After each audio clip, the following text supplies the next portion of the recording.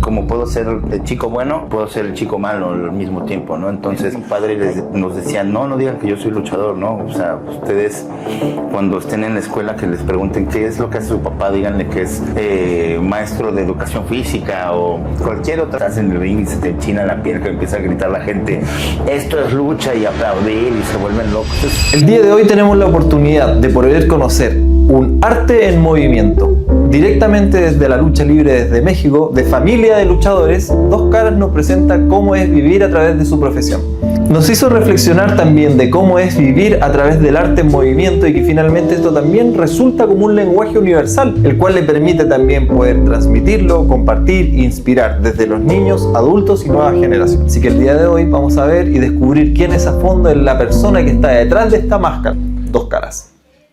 Hey mi gente querida, yo soy el Super Saiyajin de la lucha libre, el hijo de Dos Caras. Vengo de una tradición, de un legado importante en México, uno de los más refinados legados en la lucha libre de México. Mi tío es el mismísimo Mr. Personalidad, Mil Máscaras, que actuó por muchísimas películas en México. Mi padre es el señor Dos Caras, que es una leyenda de la lucha libre en México, y mi tío es el psicodélico. Tengo algunos primos relacionados en la lucha libre, como el psicodélico y el psicodélico Junior, que ya están retirados. Y quién no conoce a mi hermano, ¿no?, en este mundo de la lucha libre profesional, que es el mismísimo Alberto el Patrón, Alberto del Río, ex campeón de WWE. Y yo estoy haciendo mi carrera como el hijo de Dos Caras, emulando lo que mi padre me enseñó a hacer, tomando el nombre de mi padre, haciéndolo a mi estilo y llevándolo alrededor del mundo con grandes victorias y con mucho cariño. Qué buenísimo, amigo. Oye, como para poder introducirnos un poquitito más en el mundo de la lucha libre, lo mismo que ayer habíamos hablado, tuve la oportunidad de poder verte en este evento en el cual pudieron participar, lo disfrutamos un montón. Qué bueno, que me me gustaría primero que todo, ¿cómo es que, bueno, ya me lo mencionaste a nivel familiar, pero cómo nace tu curiosidad con respecto a aquello, para poder desenvolverte en esto como una profesión? Fíjate que nace obviamente desde la cuna, ¿no? En mi caso nace desde la cuna, desde que yo empecé a abrir los ojos. Yo vi el ring, máscaras, cuerdas de lucha libre, todo ese mundo hermoso y folclórico de la lucha libre mexicana. Me tocó crecer con él. Entonces yo desde niño yo sabía que quería ser luchador. Yo siempre le decía a mi papá, oye, llévame a entrenar o llévame aquí, ¿no? Y para esto tengo que hacer como un poquito de relato acerca de mi familia, porque anteriormente mi padre nos decía, no digan que yo soy luchador, ¿no? O sea, ustedes cuando estén en la escuela que les pregunten qué es lo que hace su papá, díganle que es maestro de educación física o cualquier otra cosa. Entonces realmente era el entrar a la cultura de la lucha libre mexicana, que es la cultura de las máscaras, de tener una identidad con una máscara y abajo de la máscara ser, pues, Clark Kent, ¿no? O sea, un superhéroe. Entonces, es lo que pasa en México, es eso hermoso, que cualquier luchador se vuelve un superhéroe para los niños. Y lo ves, ¿no? Porque cuando uno está cuando yo me presento sin máscara a algún lugar, pues soy un chico normal, lleno de tatuajes y amigable, ¿no? Cuando me pongo la máscara me transformo en otra persona, me vuelvo tanto el villano como el superhéroe, depende de dónde esté y la situación que tenga en el ring. Y ahí es cuando veo la cara de los niños y digo, órale, es que cuando yo era niño eso era lo que yo veía en mi papá y en los otros luchadores. Esa pasión, esa gloria, esa entrega a la lucha libre. Entonces, desde niño yo lo sabía. Ahí tengo otra anécdota de cuando era niño, de que justo las maestras eran de que, ¿y ustedes qué quieren hacer de cuando sean grandes? Por aquí tal vez tenemos un presidente y por acá tal vez tenemos un astrónomo. ¿Y tú qué quieres ser? Yo quiero ser luchadora, así les decía. Entonces siempre la maestra me decía, ¿cómo que luchador? Y anteriormente era un mundo visto que era solamente para la clase social baja, ¿no? Y ha evolucionado tanto la lucha libre que ahora te consume todo el mundo, ¿no? No es solo como lo que tenían en la anterioridad, que creían que solo era un espectáculo para gente humilde. No, ahora es un espectáculo global. Entonces es algo hermoso, es algo que desde niño, gracias a mi padre, yo sabía que lo quería hacer. Oye, y antes de pasar al vínculo emocional que se tiene con tu arte que desenvuelve en este caso, me gustaría que nos pudiera introducir, nosotros como obviamente somos sudamericanos y quizás no tenemos tanta conexión con este folclore de parte de México, que nos pudieras contar un poquito de la historia a nivel país, cómo funciona este deporte. Uy, funciona desde hace prácticamente casi 100 años, 90 años. Empieza con la llegada de Karl Gotch a México y él empieza a difundir el arte del pancracio en México. Y ahí es cuando empiezan a salir los primeros enmascarados. Y te estoy hablando del año de 1935, 1940 más o menos. Se empieza a salir, no, hasta más, un poco más antiguo. Empiezan a salir estos luchadores, este nuevo espectáculo, este nuevo deporte donde la gente se queda impresionada, porque en ese tiempo solamente veían deportes como fútbol, soccer o boxeo, ¿no? Y al llegar un nuevo espectáculo, la lucha libre, llega la gente y dice, ¿qué es eso, no? Y llegan a ver estas maniobras acrobáticas, pero a la vez los golpes, los impactos, que la gente se queda perpleja y ahí se va quedando arraigándose en México. Y como buenos mexicanos le ponemos nuestro toque a todo. De ahí empezaron a ponerle toque que las máscaras, las capas, las mallas. Y de ahí se volvió un negocio realmente. Un negocio que pues ya lleva más de 100 años. 100 años o un poco más en México. Dándole nuestro color. Obviamente, cuando se va creciendo la cultura de la lucha libre mexicana, salen esos héroes y empieza a ver el cine de luchadores, que seguramente a ustedes les ha llegado a tocar a ver películas como El Santo contra las momias de plata, o el famoso Santo, ¿no? Santo Blue Demon o Mil Máscaras, que ellos son los tres íconos de la lucha libre mexicana, se podría decir. De ahí parte mucho a que la lucha libre mexicana se haga un poco globalizada, que se empieza a abrir el mercado hacia otros países, Estados Unidos, Europa, Japón. Mi familia, de hecho, es muy fuerte, muy de las principales familias en la lucha libre que tienen un cartel pesado en Japón. Es por parte de mi tío en Mil Máscaras, por parte de mi papá, que cuando ya empezó a crecer la lucha libre en México, ellos tomaron las riendas para llevar este deporte, este espectáculo al extranjero. Llegan a Japón. En Japón se encuentran con un tema de que hay lucha libre, pero es pues un poco diferente, ¿no? Claro. Y ahí es lo padre cuando empiezas a ver cómo la lucha libre se hace mundial y cómo hay un lenguaje que yo le digo que no necesitas hablar inglés, no necesitas hablar español, no necesitas hablar japonés, alemán, etc. Simplemente necesitas hablar lucha libre, es lo que le digo. Entonces es un lenguaje corporal, es un lenguaje físico, yo lo comparo a veces como con un baile. Cuando sabes bailar y la otra persona sabe bailar, hay una conexión, ¿no? Y se mueven, se conectan sin tener que hablar nada. Simplemente es puro arte corporal.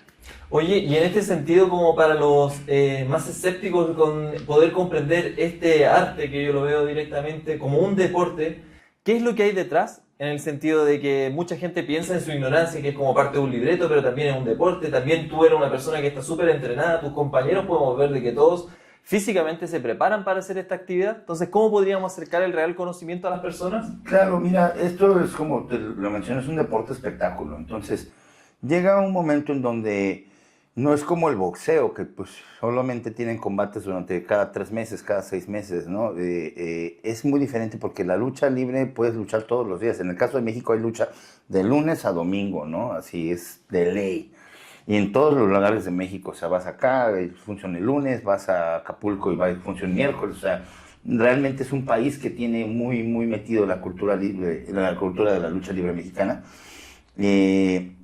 Entonces, ese es el tema, como te había mencionado hace un momento, de que... ¡Ay, se me fue la onda! Perdón, esto lo edita, ¿no? No, dale, va todo seguido, ¿no? Esto lo edita, ¿no? Sí.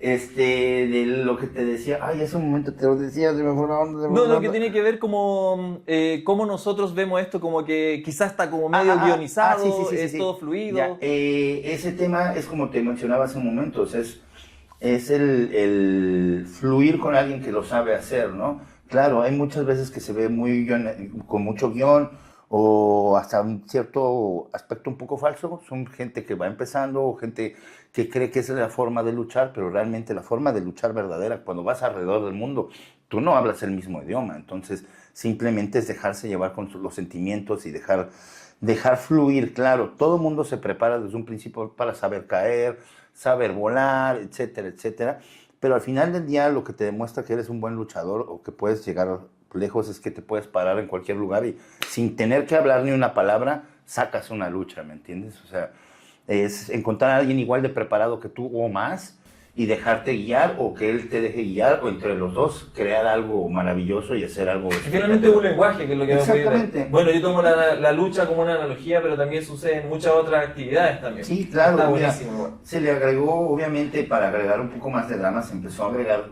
storytelling, por así decirlo. Exactamente, se agregó un poco de historia porque llegó un momento en donde la lucha se ve estancada. ¿Y qué hace el promotor? Pues voy a crearte una historia, porque en México es muy dado a que se da las luchas de apuestas, de máscara contra máscara, ¿no? Que es el perdedor, pues le quitan la máscara pues, para toda la vida, ¿no? Sí. Entonces está genial porque ahí creas una rivalidad del por qué el bueno quiere la máscara del rudo o del rudo quiere aniquilar al bueno y le quiere quitar la máscara como del lugar, ¿no? Pero aparte de eso, esa fue la historia esa es la historia en general de toda la vida de la lucha libre mexicana, ¿no? Y llega el wrestling, que es la lucha de Estados Unidos, y ahí es cuando llegan mucho el storytelling, que meten la historia de que se van a casar y que le quiere robar a la chica y toda esa onda, ¿no? O un gran clásico del storytelling de Estados Unidos es cuando el patrón, el dueño de la empresa, quiere tener su protagonismo y él empieza a hacer como luchas contra otros y les gana y hace trampa y todo el mundo quiere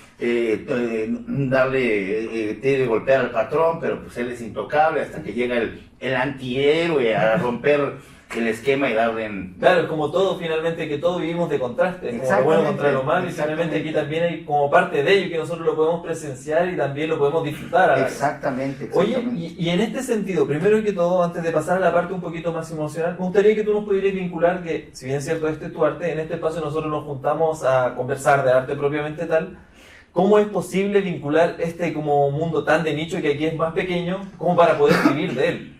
O sea, ¿cómo es la energía, cómo es la forma, cómo tú te planteas desde tu núcleo familiar a poder hacer de esto lo que te da para vivir, sí, que finalmente es tu pasión también? Sí, claro, eso es una muy buena pregunta porque mucha gente que no vive en México no está en su chip el vivir solo de la lucha libre, ¿no?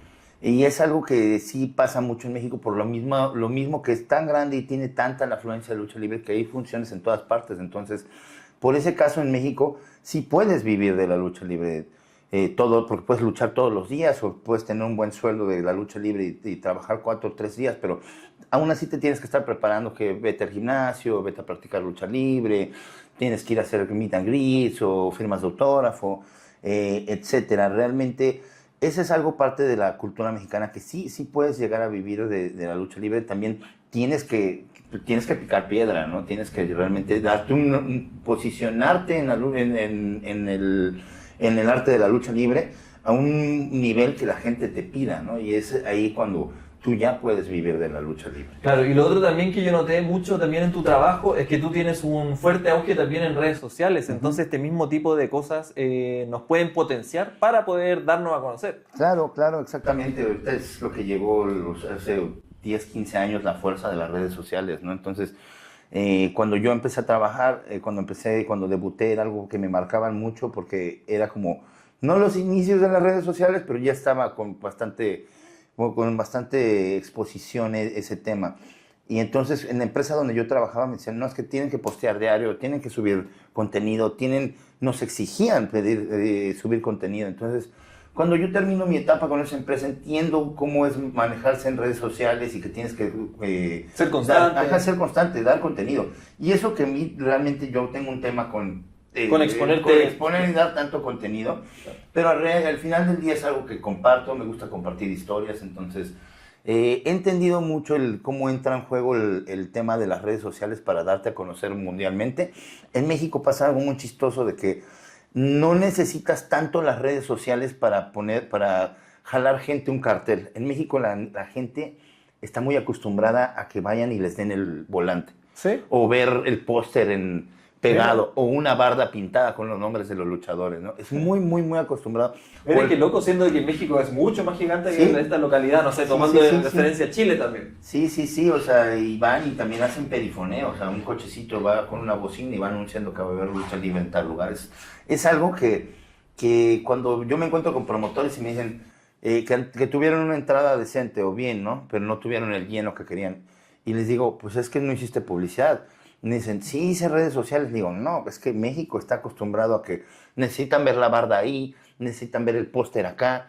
O sea... Claro, es también entender cómo funciona el contexto local y también utilizar las herramientas que nosotros tenemos a nuestro favor. Exacto. Pero claro, creo que está súper bueno, así como tú utilizas las redes sociales para dar a conocer su trabajo, yo en este caso particular mío, yo lo utilizo para dar a conocer una idea, o un pensamiento, o un espacio más reflexivo, pero hay otras personas que lo pueden utilizar para vender su polera, vender su merchandising, Claro. o dar a conocer su negocio también. Exactamente. Entonces es genial cómo ver cómo todos esos puntos coinciden también. Sí, y bueno, en mi caso yo utilizo mucho las redes sociales, sí, para promover mi trabajo, pero también para que la gente vea ese lado de... Más humano el también, más sí lo he humano, visto. el lado que es de mi parte, el que no es luchador, entonces obvio no muestro mi cara en todo el tiempo cuando hago mis historias, pero muestro mis actividades de día a día, ¿no? O sea, de que voy al gimnasio, convivo con mi hijo, me voy a tatuar o me voy a subir una montaña, etcétera. O sea, realmente sí trato de ser alguien que esté en constante movimiento.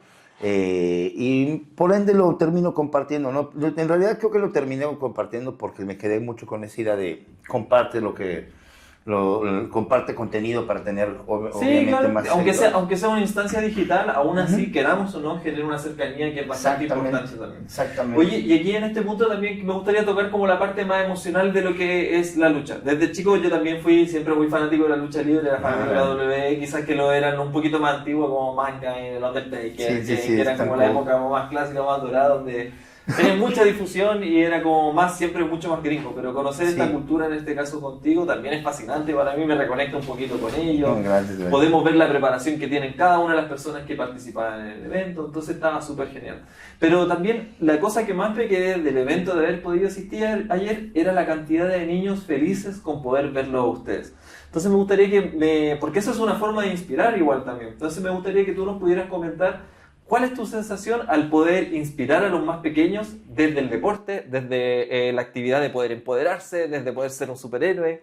¿Cómo lo vives y cómo lo podemos transmitir a otras actividades, ya sea un artista, un deportista o lo que sea? Es muy curioso porque siempre me han preguntado o me han llegado conmigo de gente con retratos, o sea, retratos míos. Ahora en Japón me tocó mucho que me hicieran ilustraciones y llegara gente con esa ilustración de que, oye, es que soy fanático tuyo. Y es bien padre, hasta se me pone la piel chinita porque veo la ilustración y son cosas que me encantan, ¿no? Digo, oh, wow, o sea, que ese mismo amor o fanatismo que le tienen a uno, uno lo agradece y es recíproco, ¿no? Es porque yo soy muy fanático del arte, entonces cuando veo ese tipo de detalles yo me emociono mucho.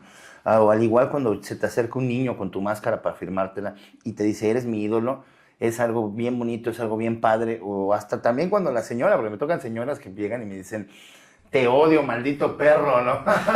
Porque en mi caso yo comparto mucho la dualidad de la lucha libre, por eso mi nombre es el Dos Caras. Como puedo ser el chico bueno, puedo ser el chico malo al mismo tiempo, ¿no? Entonces ahí entra como ¿Cómo encontrar el equilibrio también? Que finalmente es una dualidad de la vida.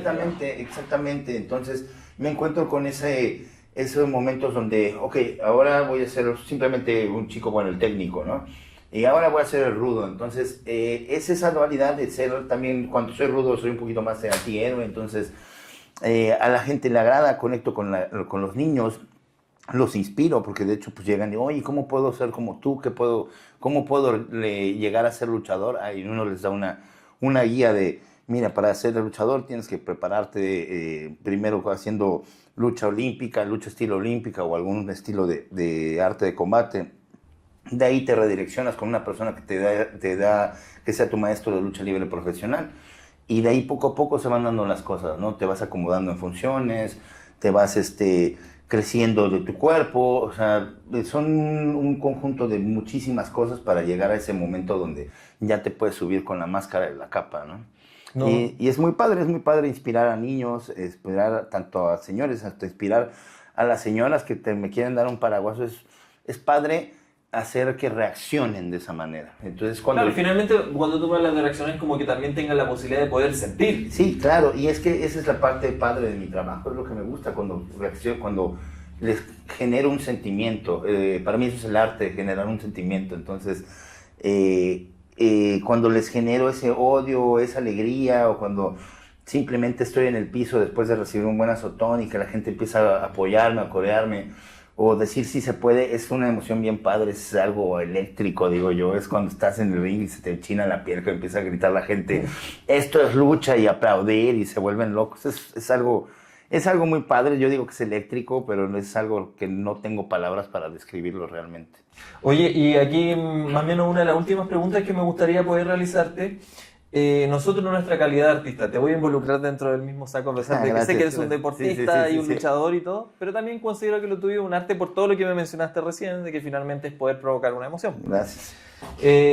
Bajo este contexto, me gustaría que me pudieras contar por qué crees que es necesario que las personas se puedan exponer al arte y por qué nosotros como artistas o deportistas o luchadores somos un gran aporte a la sociedad, finalmente para poder hacerles sentir a aquellas personas. Yo creo que es para llenar la vida, hermano. Es así, creo que sin arte, sin música, yo considero el deporte en general un arte, porque es algo que pues no lo hacen todos, o tal vez todos lo pueden hacer, porque igual todo el mundo puede dibujar, pero no todo el mundo tiene el talento para hacerlo, ¿no? Cuando pasa eso y que ves una obra enorme, grandiosa, te enchina la piel, te deja sin palabras. Para mí ese es ese punto de encontrar el impresionarte al ver algo como el arte, ¿no? O sea, cuando yo he visto obras importantes y me quedo sin palabras y digo, oh, wow, ¿no? Esto está súper cool, súper chido. O sea, y igualmente me ha pasado en la lucha libre, así cuando hacen un movimiento espectacular, mi reacción es, oh, wow, güey, qué pedo, así, lo quiero ver de nuevo, ¿no? Y es instantáneo, entonces es como esa conexión de que, ¿por qué la gente debe de ir a ver arte? Porque simplemente tienes que buscar una reacción, tienes que alimentar tu vida, tu alma, tu espíritu, saber que hay cosas más allá de lo que pues uno tiene a la simple vista, ¿no? Y uno cómo inspirar, simplemente seguir entregando todo el corazón, todo lo que uno le gusta hacer, porque si estás haciendo algo que te gusta hacer, ni siquiera es un trabajo, ¿no? Es algo que te inspira a inspirar y a dar de qué hablar. Qué buenísimo, hermano. Así que te lo agradezco un montón. Oye, ¿algunas palabras que te gustaría dar para cerrar este espacio que tenemos acá? Amigos, obviamente hablando de las redes sociales, síganme en mis redes sociales como @elhijo2caras en Instagram. @elhijo2caras en Instagram y @elhijo2caras en Facebook. Muchas gracias a toda la fanaticada chilena. Espero que aprendan y se involucren un poco más en la lucha libre, porque verán que este es un deporte espectáculo precioso, hermoso y muy, muy artístico, que no se lo pueden perder. Muchas gracias, hermano. Así que te lo agradezco. Gracias por el espacio. No, gracias a ustedes. Nos vemos.